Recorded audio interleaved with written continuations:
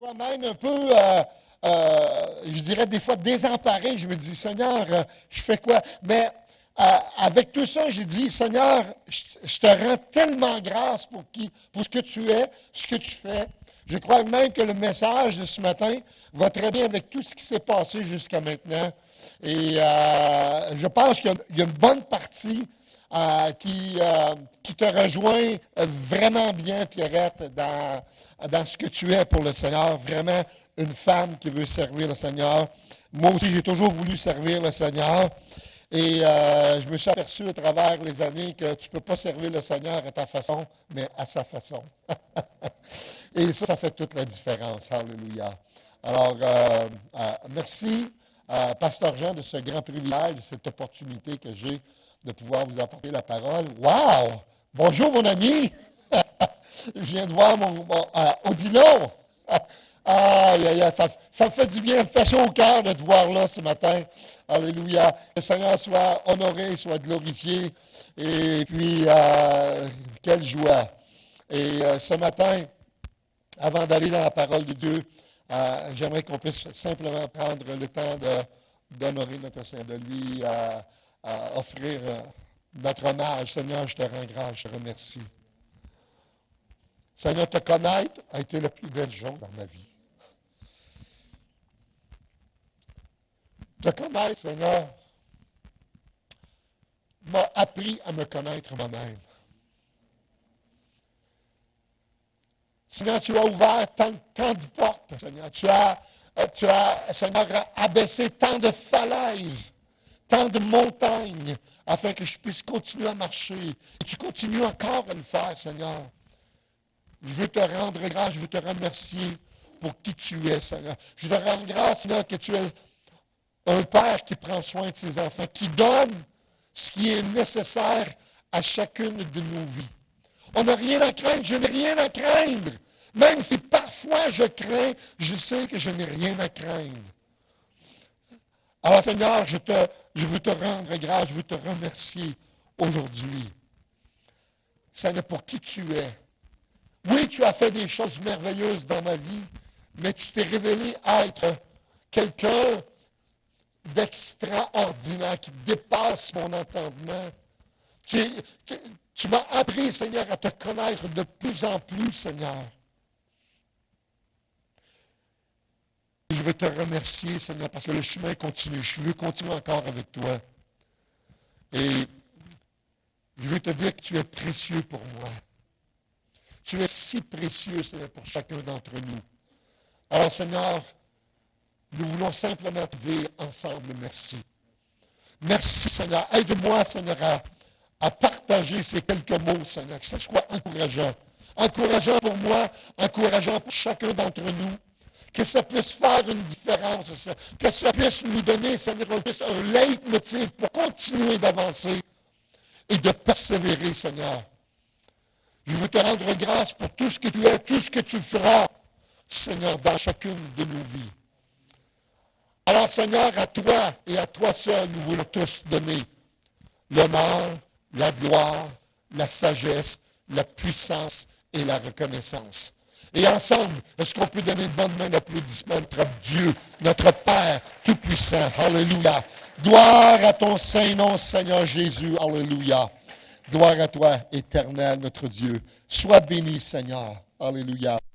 Amen, frères et sœurs. Une chose que je trouve qui est très importante, avant d'aller dans le message, est très important d'avoir une bonne vision de ce qu'est Dieu. Parce que si nous avons une vision superficielle, ça va entraîner chez nous une vie superficielle. Puis on ne veut pas ça.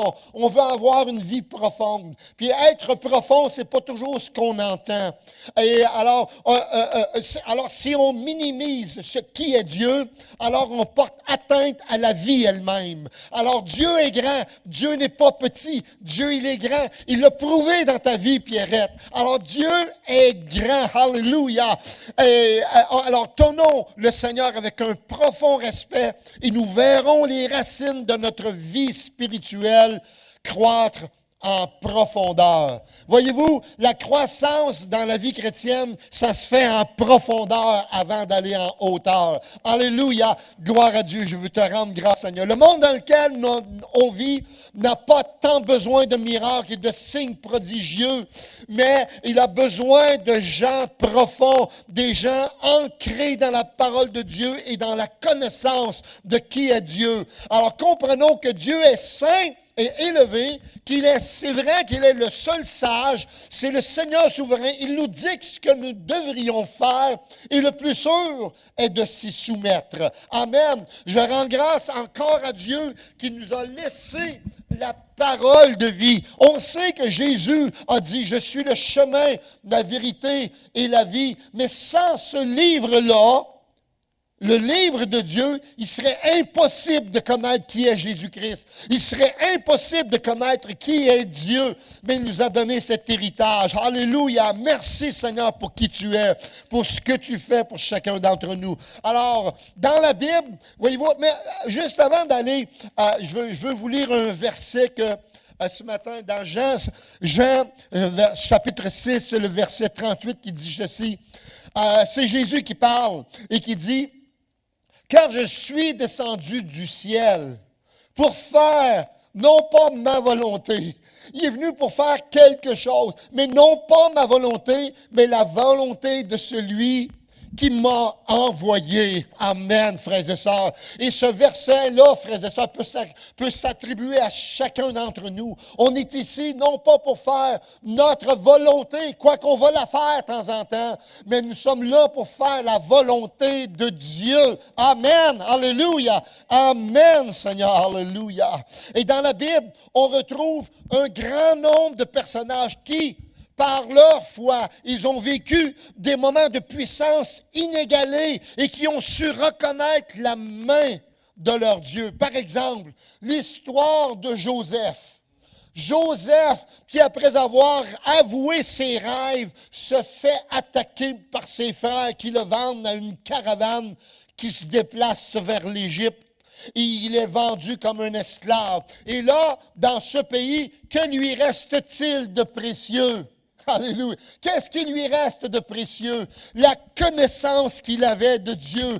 Et cette connaissance se voit par la foi, sa foi seule qu'il avait mis en l'Éternel. Et l'expression qu'on retrouve dans Genèse 39, 21 est très significative parce que la Bible nous dit que l'Éternel, là-bas en Égypte, fut avec Joseph. Amen. Et j'aime ça, frères et sœurs. Alléluia.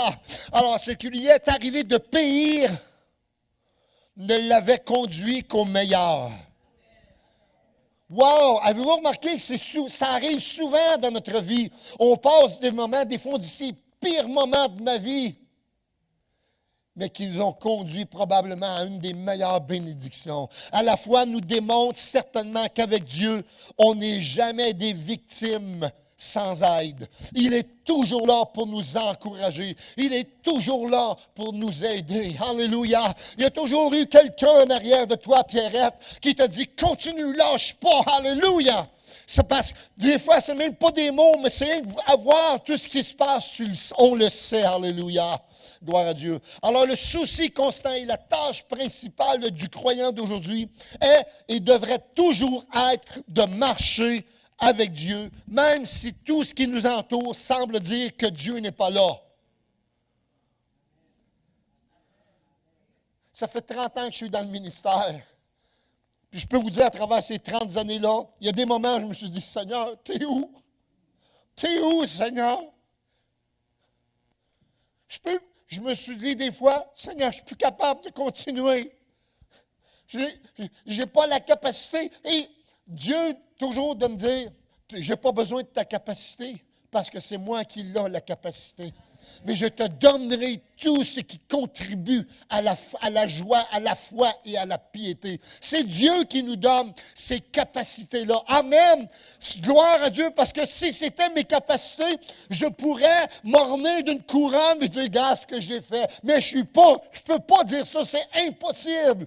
Mais avec Dieu, tout est possible. Alléluia. Alléluia. Alléluia. Marcher avec Dieu, ça signifie le placer devant nous pour que nous puissions agir en permanence sous son regard, le regard de Dieu. À une époque où l'humanité sombrait dans l'impiété, alors que les hommes se transformaient en véritables bêtes sauvages, perverses, dures, il y eut un homme qui décida de marcher avec Dieu, envers et malgré tout. Vous l'avez certainement, plus certains d'entre vous le reconnaissez, Enoch, qui marchait avec Dieu pendant 1 an. Non, pendant 10 ans.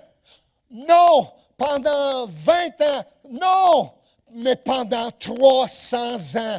À l'âge de 65 ans, Enoch a décidé de marcher avec Dieu le restant de sa vie. Puis on connaît toute son histoire. Alléluia. Alléluia. Alléluia. Il n'a pas eu besoin d'avertissement d'un prophète pour décider son cœur de suivre le Seigneur. Il a fait de la différence car Enoch a vécu pour Dieu et non pas pour lui-même. Alléluia. Vous savez, on trouve une bonne leçon dans la conduite d'Enoch qui a réussi à s'ériger contre son époque pour marcher avec Dieu en dépit du peu de secours dont il disposait. Il n'y avait pas de Bible. Il n'y avait pas de livre de témoignages. Il n'y avait pas de recueil de chants. Il ne possédait pas non plus le soutien de frères ou de prédicateurs, ni même un réconfort intérieur du Saint-Esprit, mais il connaissait Dieu. Et ça fait toute la différence. Connaître Dieu doit être la bannière et la devise du croyant. Enoch avait une vie régularisée par la volonté de Dieu. Il avait une vie inspirée par l'Esprit de Dieu. Il avait une vie consacrée à la cause de Dieu. Voilà notre objectif en tant que chrétien, être dévoué à la cause de Dieu. Et pour cela, frères et sœurs, je veux simplement vous introduire dans ce message qui dit, vous avez tous une promesse qui a son poids pour votre vie. Dans le livre d'Ésaïe 41, verset 10, c'est mon verset clé pour ma vie personnelle, ma vie ministérielle et ma vie de tous les jours, qui dit, ne crains rien. Avec Dieu, on n'a rien à craindre. Ne crains rien car je suis avec toi. Quel réconfort! Quand vous savez que, envers et malgré tout, Dieu est toujours avec vous. Mais il dit, ne crains rien car je suis avec toi. Ne promène pas des regards inquiets, car je suis ton Dieu. Il dit, je te fortifie. Écoutez bien ce qu'il dit, je te fortifie. Parce que des fois, on se sent tellement faible. Il dit, je viens à ton secours parce que des fois, on est dans la détresse. Et je suis avec toi, tu n'es jamais seul. Alléluia. Alléluia. Et je te soutiens de ma droite triomphante. C'est Dieu qui fait toute la chose. C'est lui qui fait toute la différence dans chacune de nos vies. Alléluia. Alléluia. Dans la parole de vie, ça dit, n'aie pas peur, je suis avec toi. Ne regarde pas autour de toi avec inquiétude. Oui, ton Dieu, c'est moi, je te rends fort, je viens à ton secours et je te protège avec ma main puissante et victorieuse. Et Jésus, de dire un peu, quelques temps avant de partir, il dit, et voici, je suis avec vous tous les jours jusqu'à la fin du monde. Est-ce que le monde est rendu à sa fin? On n'est pas loin, mais on n'est pas encore rendu là. Donc Jésus est avec nous tous les jours. Amen. Alléluia. Gloire à toi, Seigneur. On raconte l'histoire d'un timide prisonnier qui avait commis une petite infraction et qui avait été condamné à passer la nuit dans une cellule sombre et isolée. Et les détenus craignaient la totale obscurité de cette cellule, presque autant que la mort elle-même. Et quand on y conduisit l'homme, l'air humide, froid, répugnant, semblait l'étouffer. Et la lourde porte s'est fermée derrière lui et il sut qu'il avait devant lui une longue nuit solitaire et qu'il n'entendrait le son d'aucune voix humaine.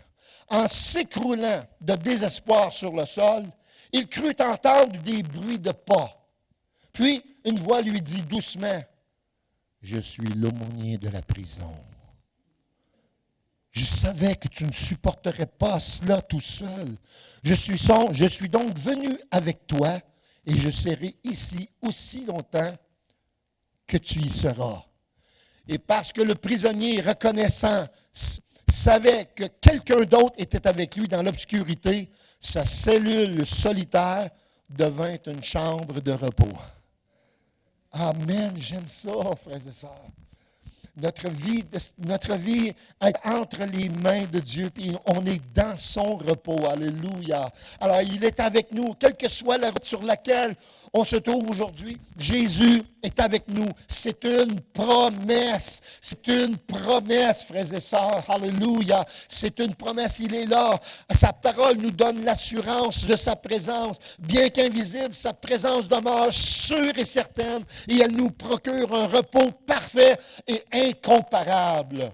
Alors, tout comme Dieu accorde son soutien aux enfants d'Israël et répond à toutes leurs prières, notre cheminement vers le pays promis, le ciel, passe par le désert de ce monde. Gloire à Dieu.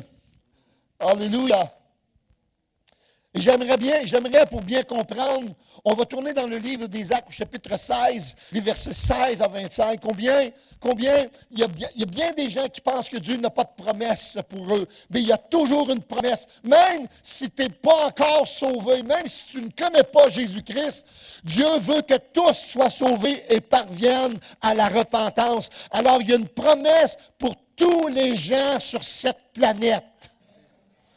Et on va le prouver par Acte 16.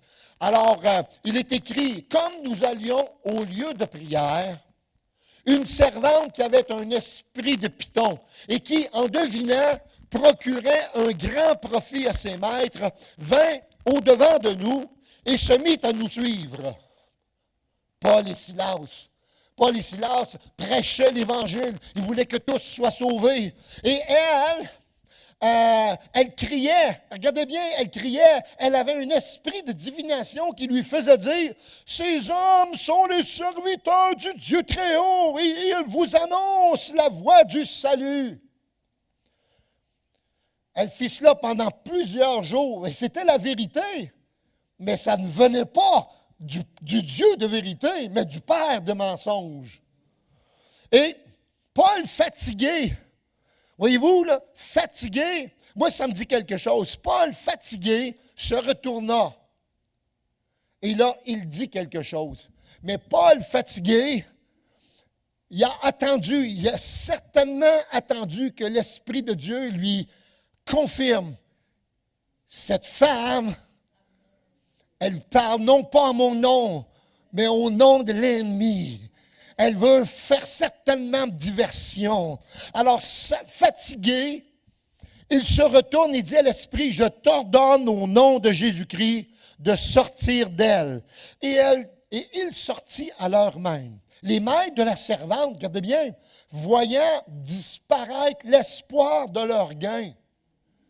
Hey, ça se voit quand Dieu fait, quand il y a une action de Dieu dans la vie de quelqu'un. Alors, ils se sont saisis de Paul et de Silas. Ils les traînèrent sur la place publique devant les magistrats. Ils les présentèrent aux prêteurs en disant, « Ces hommes troublent notre ville. Ce sont des Juifs qui annoncent des coutumes qu'il ne nous est pas permis ni de recevoir, ni de suivre, à nous qui sommes Romains. » La foule se souleva aussi contre eux et les prêteurs, ayant fait arracher leurs vêtements, ordonnèrent qu'on les batte de verges. Après qu'on les eut chargés de coups, ils les jetèrent en prison en recommandant au geôlier de les garder sûrement. Le geôlier, ayant reçu cet ordre, les jeta dans la prison intérieure où il faisait sombre. Et il leur mit les ceps aux pieds, mais vers le milieu de la nuit. Paul et Silas, sans se décourager, priaient. Ils sont en prison. Tu sais, plusieurs, peut-être, je vais dire parler pour moi, peut-être que moi je me suis dit, Seigneur, pourquoi que ça m'arrive? Pourquoi je suis là? Mais non, pas eux. Ils se sont mis à prier et louer, chanter les louanges de Dieu. Et les prisonniers les entendaient. Et vous connaissez tout le reste de l'histoire. Vous connaissez cette histoire. Et dans cet épisode, l'apôtre Paul et son fidèle compagnon Silas sont arrêtés et jetés en prison pour une bonne œuvre qu'ils ont faite. La délivrance de cette servante. Mais il faut se rappeler qu'à cette époque, l'esclavage était à la fois la base et la honte de la société. Dans la Grèce et la Rome civilisée, les esclaves étaient plus nombreux que les hommes libres. Wow! Les plus grands philosophes d'alors justifiaient l'esclavage comme une institution naturelle et nécessaire. Ouf! Autre temps, autre mœurs. Aristote déclarait que les barbares étaient esclaves de naissance, bons pour rien d'autre que pour l'obéissance. On dit qu'en 309, selon Stéciclès, qu'il y avait en Attique 400 000 esclaves, 10 000 étrangers et 21 000 citoyens dans la ville. Alors, la majorité, c'était des esclaves. À Rome, sous Claude, les esclaves formaient la moitié de la population. On disait même que dans la ville, il y avait 2 ou 3 esclaves pour une personne libre. Et les familles riches en avaient parfois 10 000 ou même 20 000. Et on ne reconnaissait ces malheureux aucun droit civil ni matrimonial, n'avaient même pas de nom. Leur maître pouvait, à leur discrétion, les vendre, les séparer, les donner, les torturer et même les tuer. Leurs conditions étaient souvent pires que celles du bétail. Ça, c'était la situation dans laquelle cette femme, qui était prisonnière d'un esprit de python, vivait. Elle était sous la férule d'un maître. Alors, voilà quoi. Alors, pour ces maîtres cupides, ils perdaient la source de leur gain et c'est ce qui les rendit furieux.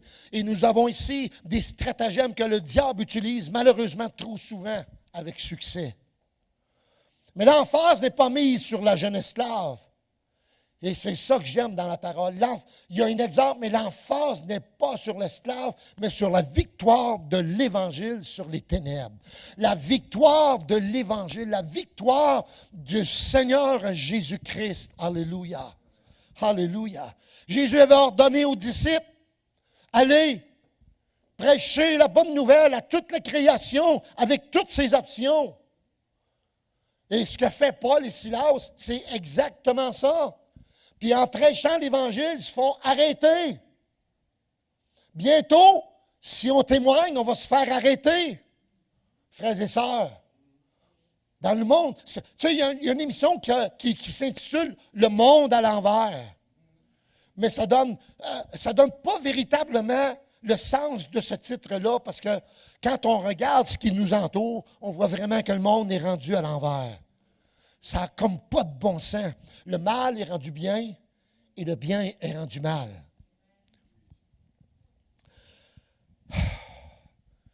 Et Jésus avait dit à ses disciples, guérissez les malades, purifiez les lépreux, ressuscitez les morts et chassez les démons.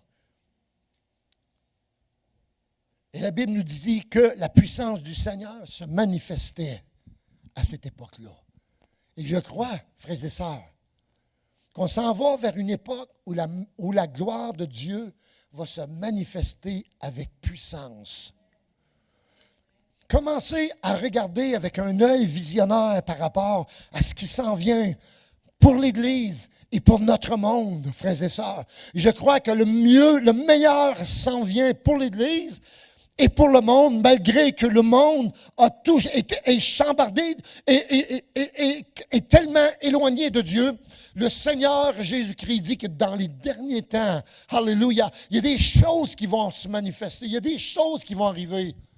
Alléluia. Mais Dieu dit qu'il va recouvrir l'homme, il va envoyer de son esprit. Alléluia. Afin qu'il veut que tous soient sauvés. Est-ce que toute l'humanité va être sauvée? Certainement pas.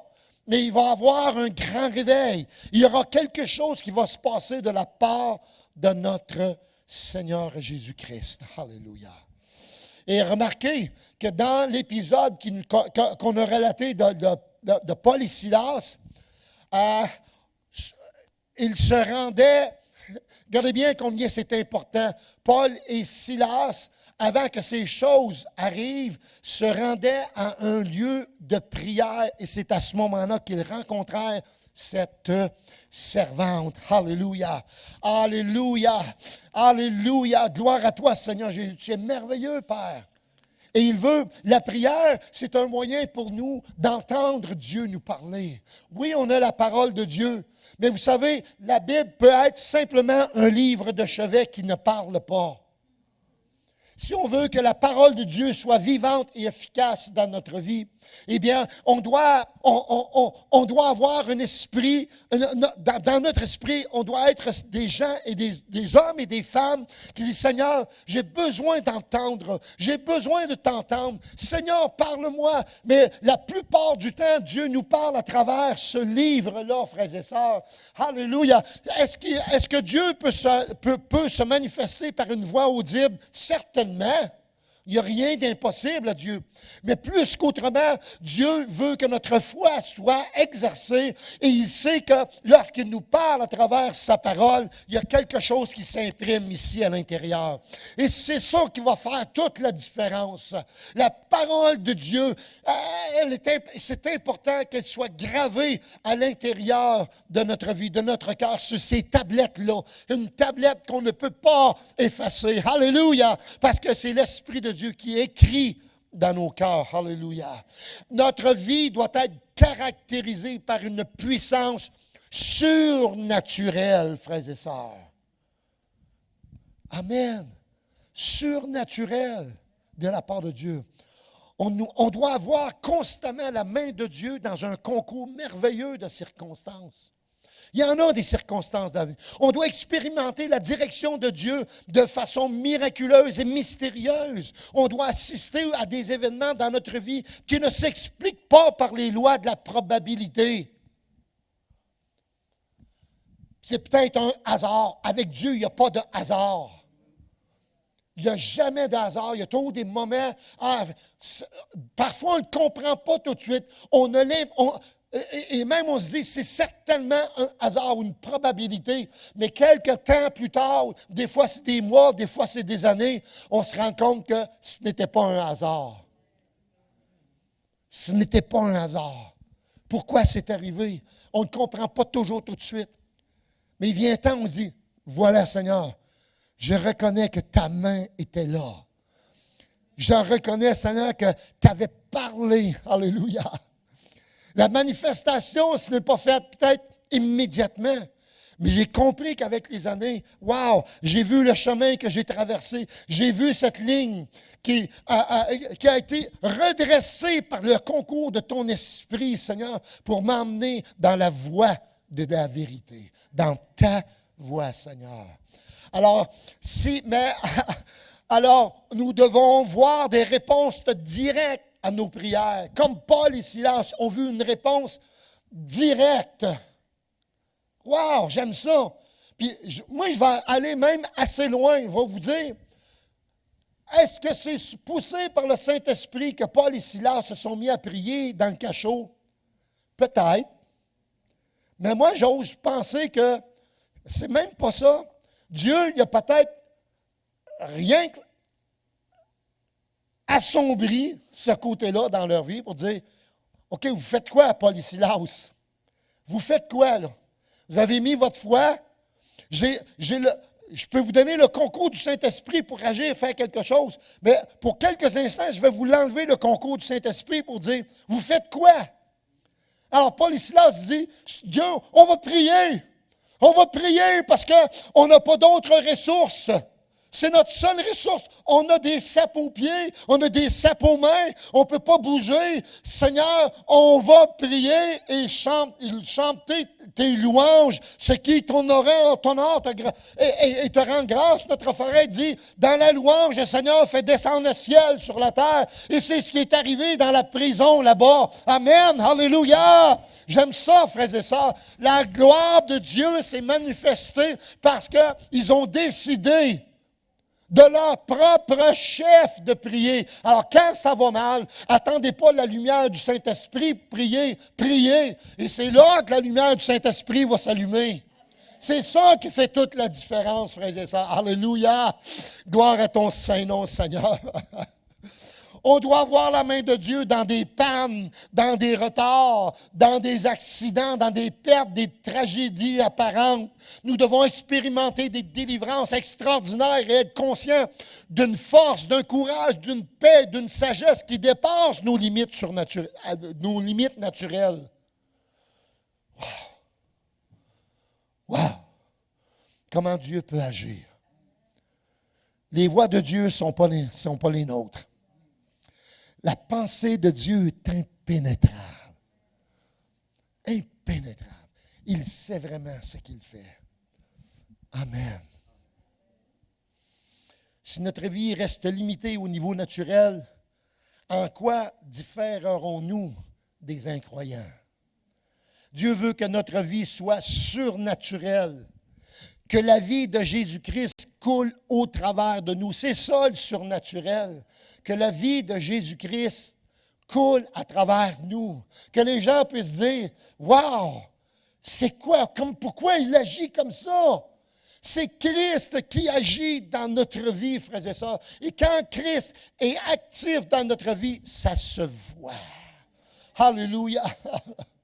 Lorsque ça se produit, les impossibilités disparaissent, les portes fermées s'ouvrent, la puissance se manifeste. C'est ça que j'aime. Nous sommes alors comme surcomprimés par le Saint-Esprit. Et lorsque d'autres s'approchent de nous, ils ressentent les étincelles de l'Esprit, les étincelles du Dieu de lumière. Amen. Ça, j'aime ça. Les étincelles du Dieu de lumière. Est-ce qu'on peut donner la gloire au Seigneur? Et non pas à moi, je ne veux pas, mais à Dieu Tout-Puissant qui, lui, mérite toute la gloire et l'honneur. Alléluia. Alléluia. J'aime bien un auteur qui s'appelle Watchman Nee. Watchman Nee, c'est un Asiatique qui a passé la majeure partie de sa vie chrétienne en prison. Frères et sœurs, mais il a écrit des choses extraordinaires. Il dit, dans un de ses livres, il dit, si nous voulons sauvegarder nos avantages personnels, engageons-nous franchement et honnêtement dans une carrière séculière.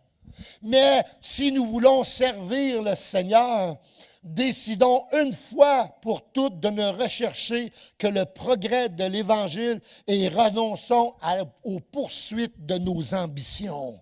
Wow, j'aime ça, frères et sœurs.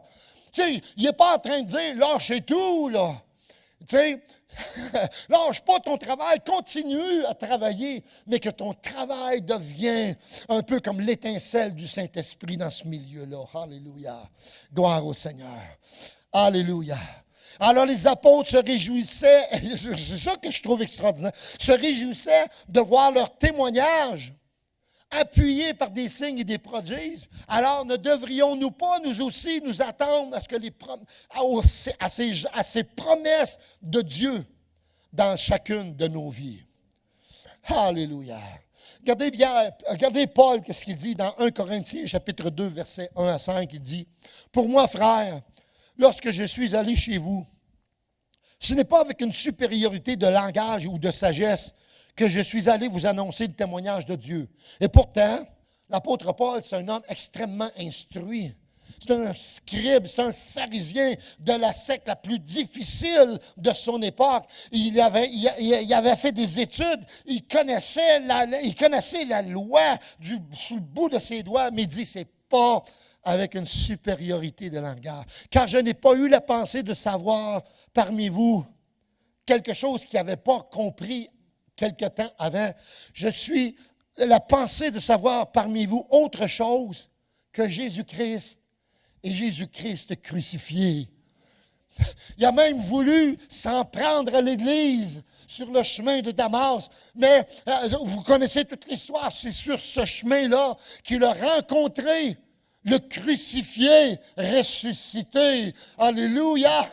Et Paul est devenu il est devenu un homme de la parole. Alléluia. Il a passé 3 ans dans sa réflexion pour refaire toute sa compréhension de la loi. Il est venu à cette conclusion. Je n'ai pas voulu savoir autre chose que Jésus-Christ crucifié. Moi-même, j'étais auprès de vous dans un état de faiblesse, de crainte, de grand tremblement. Et ma parole et ma prédication ne reposaient pas sur les discours persuasifs de la sagesse, mais sur une démonstration d'esprit, de puissance, afin, et c'est ça, c'est le but, ça a été un des passages clés dans ma vie aussi, afin que votre foi soit fondée, non pas sur la sagesse des hommes, mais sur la puissance de Dieu. C'est ça qui fait toute la différence. Sur la puissance de Dieu, Seigneur. Gloire à ton Saint-Nom. Alléluia. Alléluia. Merci, Seigneur. L'épisode du livre d'Isaac nous enseigne ce principe de dépendance et de soumission à l'Esprit de Dieu et qui a la puissance de changer une mésaventure en une occasion inespérée de rendre gloire au Seigneur. Tu sais, merci, pasteur Jean, qui dit, « Ah, pasteur Réal, et c'est un homme qui aime ça, parler du Saint-Esprit. » Frères et sœurs, c'est l'aspect qui a fait le plus de différence dans ma vie. C'est l'aspect qui a fait le plus de différence quand je suis venu au Seigneur. J'ai reçu Jésus-Christ dans ma vie, mais j'avais besoin de plus que ça. Seigneur, je ne serai jamais capable, je ne pourrai jamais faire les choses que tu me demandes dans ta parole. Et je ne sais pas ce qui me manque. Je ne sais pas ce qui me manque, Seigneur. Et je me souviens, je travaillais au McDonald's à Drummondville, et puis j'étais comme gérant d'une équipe. Et puis, il y avait une femme qui venait tous les matins, puis à chaque fois qu'elle rentrait, cette madame-là, elle me disait « Bonjour » avec un grand sourire. C'est la seule cliente qui me disait toujours « Bonjour ». Puis là, je me suis dit « Qu'est-ce qu'elle a à me dire bonjour comme ça? » Puis là, j'ai commencé à l'observer. Elle a pris son œuf McMuffin, ou ben non, son Big Mac. Elle s'en allait à sa table, là, je la regardais. Tu sais, à un moment donné, j'ai dit « Hein? Elle a pris avant de manger un Big Mac, c'est une bonne chose. C'est une bonne chose. Parce qu'on ne sait pas toujours ce qu'on mange. Fait que là, moi, je descends. Puis je fais semblant de faire ma petite run. Puis là, j'arrive à côté d'elle. Je dis « Bonjour, madame. » Elle me dit « Bonjour. Est-ce que je peux vous déranger? » Elle me dit « Oui. » J'ai dit « Êtes-vous chrétienne? » Oui, je suis chrétienne. Wow! Ben oui! Hey, j'ai dit, moi aussi, je suis chrétien. Elle dit, hey, le Seigneur est vivant! Je dis, c'est quoi qu'elle dit là? Je dis, qu'est-ce que vous dites? Elle dit, moi, je vais à la petite église, là, sur le boulevard Lemire, là. On était dans les frères à l'époque, puis elle allait à l'église Pentecôte. Puis là, elle me dit ça. Elle dit, moi, je vais à l'église Pentecôte, sur le boulevard Lemire. Elle dit, le Seigneur est vivant! Je recule encore. Je dis, qu'est-ce qu'elle dit là? C'est drôle, j'avais jamais entendu cette expression, le Seigneur est vivant. Elle dit, viens faire un tour, tu vas voir que le Seigneur est vivant. Fait que là, je dis à ma femme, il y a quelque chose dans cette femme, je ne sais pas c'est quoi, mais que moi j'ai besoin. Fait que, on décide. OK, la semaine après, on va aller, on va checker pour... Tu sais, puis je ne prône pas l'importance de changer d'église. Mais autre temps, autre mœurs, n'oubliez pas. Et là, j'arrive, je dis, Seigneur, j'ai besoin de quelque chose, je vais où? Fait que je vais dans une autre église, sensiblement la même chose d'où ce que j'allais. C'était le fun, il y avait des baptêmes, c'était beau, il y avait des beaux témoignages. Mais j'ai dit, c'est pareil. Je ne vois pas ce qui me manque. Je ne vois pas ce qui me manque. On va rester où ce qu'on est, je ne vois pas ce qui manque. La semaine d'après, je dis, on va aller voir à l'église Pentecôte pour la fun. Hey, j'arrive à la porte. Hey, les gens me disent, Bonjour, monsieur! Alléluia! Et on nous accueille. Il dit, comment ça va? Comment ça me jaser avec nous? Il dit, on va vous signer une place. Mais je ne dis pas trop en avant, là, tu sais, là. Fait qu'on était un petit peu comme en arrière. Puis là, ils nous ont placés. Puis là, tout à coup, la réunion commence. Je vois du monde qui partent d'en arrière, s'en viennent en avant. Ils montent sur le stage, prennent une guitare, 2 guitares, un drum, une basse. J'ai dit, il y a un orchestre ici. C'est au Québec, ici. Tu sais, là, mais ici, c'est dans l'église, ici. Il y a un orchestre. Pourquoi? Pour louer Dieu. Les louanges, ça commence avec des chants. Ça commence à louer Dieu. Puis là, le monde, ça levait les mains. Puis à cette époque-là, là, tout le monde dans les églises, là, je me souviens de celui qui était pas juste en avant de moi. Il avait les mains dans les airs, puis il louait Dieu en langue. Tu sais, là, Umboroski, tu sais, là. J'ai dit, c'est quoi ça? Puis là, je les voyais, les gens, là. J'ai dit, il y a quelque chose. Il dit, Seigneur, c'est ça que je veux. C'est ça que je veux. J'ai besoin, Seigneur. Je veux pas Umboroski. Je veux ce qui fait qu'ils disent Umboroski. Tu sais, là, je comprenais pas. Je savais pas c'était quoi. Puis vous savez, il a fait un appel à la fin. Non, pas la fin, pas vrai. Le soir, ils ont continué. Fait que je suis allé le soir. Puis là, ils ont fait un appel. Puis, Seigneur, je veux ce qui me manque. Ce soir-là, il était baptisé du Saint-Esprit. Alléluia! Le Seigneur, vous savez, après la nouvelle naissance, la naissance, ça change une vie. Mais le baptême dans le Saint-Esprit, wow, ça vient confirmer. Puis on dirait que c'est encore plus important. Parce que la Trinité de Dieu est active dans nos vies. Dieu le Père, on lui appartient. Dieu le Fils nous a sauvés. Et Dieu le Saint-Esprit nous aide à continuer la vie dans la présence de Dieu. Alléluia. Ça m'impressionne, frères et sœurs. Alléluia. Être dépendant et soumis à l'Esprit de Dieu qui a la puissance de changer les mésaventures en occasion inespérée de lui rendre la gloire. Et qu'il est important de rendre gloire au Seigneur Jésus-Christ, à Dieu et au Saint-Esprit, frères et sœurs. On l'oublie trop souvent.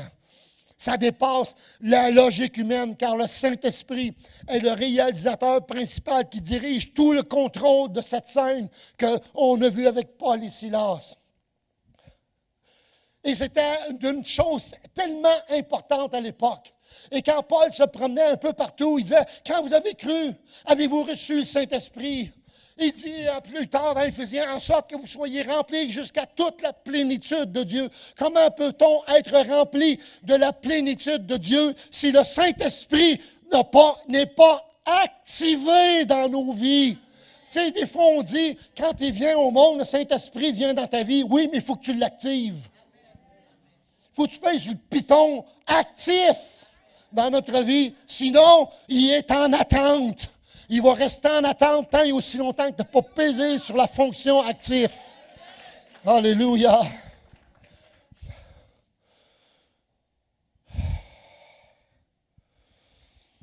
Quelqu'un a dit avec raison, laissez à Dieu le temps. Et au moment même où le couteau va fendre l'air, vous allez voir le bélier dans le buisson. Laissez-lui le temps, et même si les armées de l'ennemi sont sur vos talons, vous verrez à coup sûr un sentier au travers de la mer. Laissez-lui le temps, et lorsque le lit du torrent sera asséché, vous entendrez, comme Élie, la voix de Dieu. Je termine. Dans la lettre aux Hébreux, il est écrit de courir avec persévérance. Pierrette, tu as couru ces 30 ans dans la persévérance. Et tu as eu un impact. Quand on court avec persévérance, il y a un impact nécessaire qui se passe. Alléluia! Alors, la course qui nous est proposée, et dans cette mesure, c'est dans cette mesure que l'auteur L'autre tente de nous dire que nous devons associer la patience avec le fait d'accepter quelque chose sans protester. Ne protestons pas.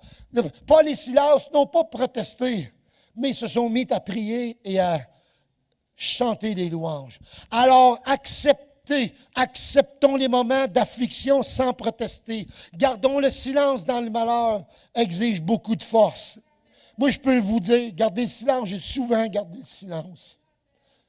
Mais j'ai vu Dieu agir avec puissance, au-delà de ce qu'on peut penser ou imaginer, frères et sœurs. Mais il y a quelque chose qui demande une force encore plus grande. C'est de travailler sous tension, d'avoir un poids sur le cœur, mais de continuer à courir. D'être angoissé, mais de continuer d'accomplir les tâches de tous les jours. Et le plus difficile, c'est qu'il nous est demandé de faire preuve de patience, non dans un lit de malade, mais dans la rue. C'est bon, frères et sœurs. Alléluia. Paul et ses compagnons étaient convaincus que le Seigneur les appelait à prêcher dans la Macédoine. Alors, ils sont partis aussitôt pour leur nouveau chant missionnaire.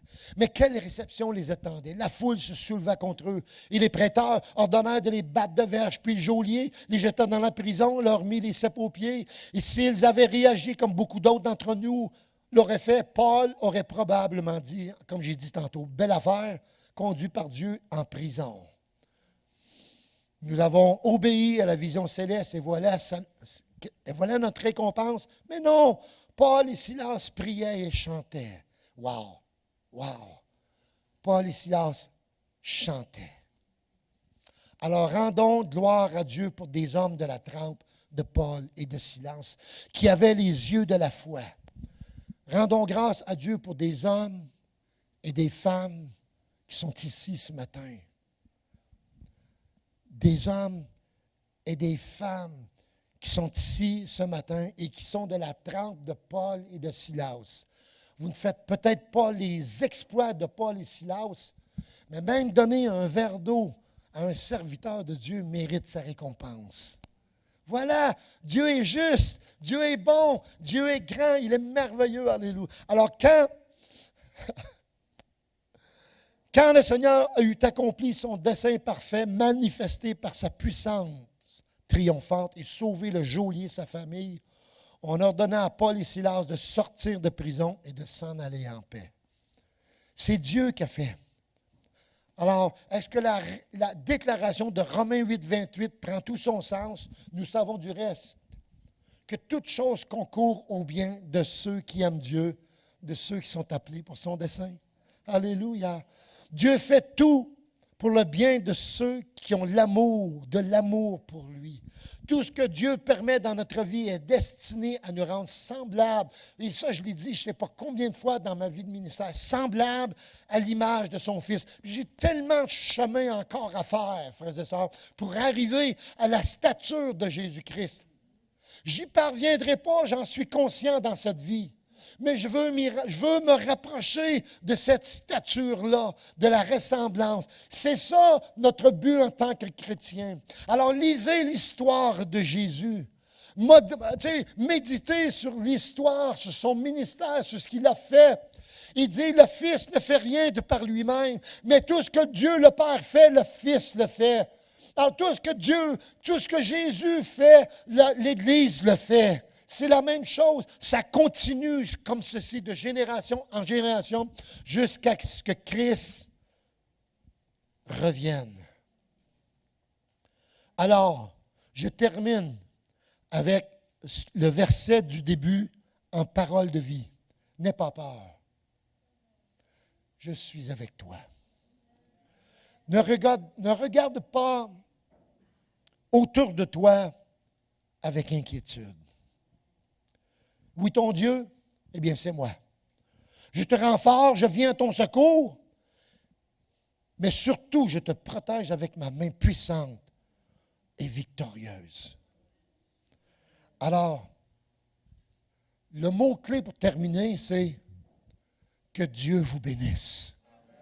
Comment terminer autrement? Que Dieu vous bénisse et bénisse les autres à travers vous. Dieu va bénir les autres à travers toi. Dieu a béni les autres à travers toi, Pierrette. Dieu va bénir les autres à travers toi, Monode. À travers chacun de nous. Dieu se manifeste.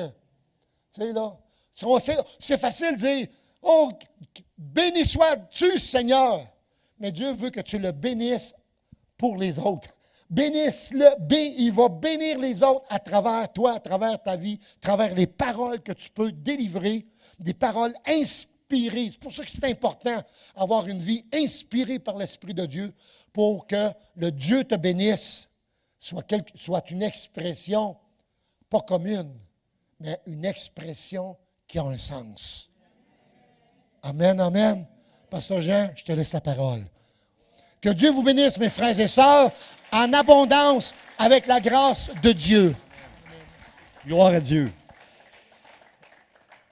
Ce matin, vous n'avez pas seulement entendu que c'était un homme qui aimait le Saint-Esprit. Vous l'avez vu. Alors, on va dire merci au Seigneur. J'invite les musiciens, on va terminer avec un chant. Parce que, frères et sœurs, ce que j'ai apprécié de Pasteur Réal, c'est après toutes ces années dans le ministère, c'est jamais facile de servir Dieu dans le ministère. Après toutes ces années, il est encore rempli, tout est merveillé de l'œuvre que Dieu peut faire au travers de chacun de nous, frères et sœurs. Et ça, c'est important. Je n'ai jamais vu Pierrette ralentir dans son émerveillement et sa joie de servir. Je n'ai jamais vu ça dans le pastoral. Frères et sœurs, dans notre génération, si on va avoir un impact sur les gens, ils doivent voir en nous comment on est émerveillés de la grâce que Dieu nous accorde tous les jours de nos vies. Non seulement il nous a sauvés, mais il veut se servir de nous. Il veut qu'on puisse servir les autres. Alors, frères et sœurs, ce matin, on va prier, on va chanter avec on va remercier Seigneur pour la prédication de Pasteur Réal. Puis on m'a dit, Seigneur, moi aussi, je veux être rempli de cette joie que le Pasteur Réal a, de cette puissance. Remplis-moi de ton Saint-Esprit aujourd'hui, alors que je chante tes louanges, Seigneur. Remplis-moi, parce que je sais que tu veux m'utiliser pour ta gloire. Amen, amen. Je vous invite à vous lever, on va se joindre avec les musiciens. Seigneur, bénis, remplis-nous, Seigneur, ce matin.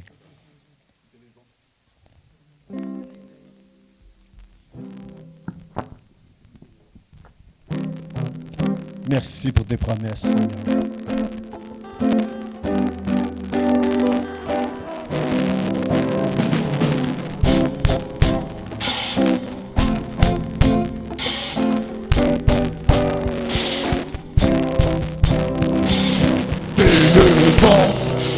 Jésus-Christ, nous t'élevons au-dessus de tout, en t'élevant. Tu nous as dit que tous viendront se joindre à nous. Nous t'élevons, tu Jésus-Christ, nous t'élevons au-dessus de tout, en t'élevant. Tu nous as dit que tous viendront se joindre à nous. Louez Jésus, oh, louez Jésus, louez Jésus, oh, au-dessus de tout. Louez Jésus, oh, louez Jésus. Louez Jésus, oh, au-dessus de tout. Peuple qui vit les nations, partout sur la terre, viendront célébrer notre Dieu avec le cœur en fête. Oh, le Seigneur a dit, l'agneau sacrifié, de recevoir la puissance, l'honneur et louange. Jésus-Christ, nous t'élevons au-dessus de tout, en t'élevant. Tu nous as dit que tous viendront se joindre à nous. Nous t'élevons, Jésus-Christ, nous t'élevons au-dessus de tout, en t'élevant. Tu nous as dit que tous viendront se joindre à nous.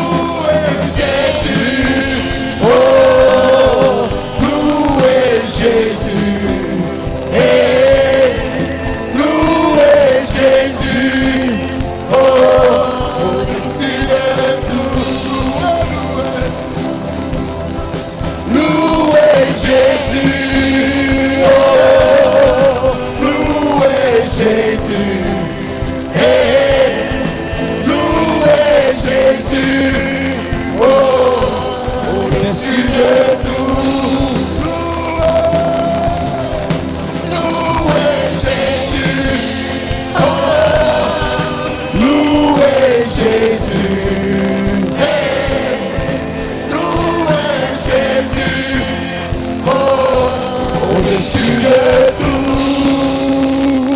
tout. Alléluia. Merci, Seigneur, pour ta parole ce matin. Seigneur, merci pour cette promesse que tu serais avec nous, qu'on n'a rien à craindre. Tu serais toujours avec nous. Tu vas nous fortifier. Tu vas venir à notre secours, Seigneur. Et tu vas nous remplir de ta grâce, Seigneur. Merci pour l'assistance de ton Saint-Esprit, Seigneur. Merci pour ton Église qui a une œuvre à jouer dans ces temps difficiles, Seigneur. Je te rends grâce, Dieu, pour tout le courage que tu vas nous donner dans le nom de Jésus. Amen, amen. Soyez bénis. Saluez quelqu'un avant de quitter. Dieu vous bénisse. Merci, Pasteur Réal. Merci, Bella. Peuple, tribu et nation, par-dessus la terre. Venons célébrer notre Dieu avec un cœur en fête. Oh, le Seigneur a dit, là nous sacrifier, de recevoir la puissance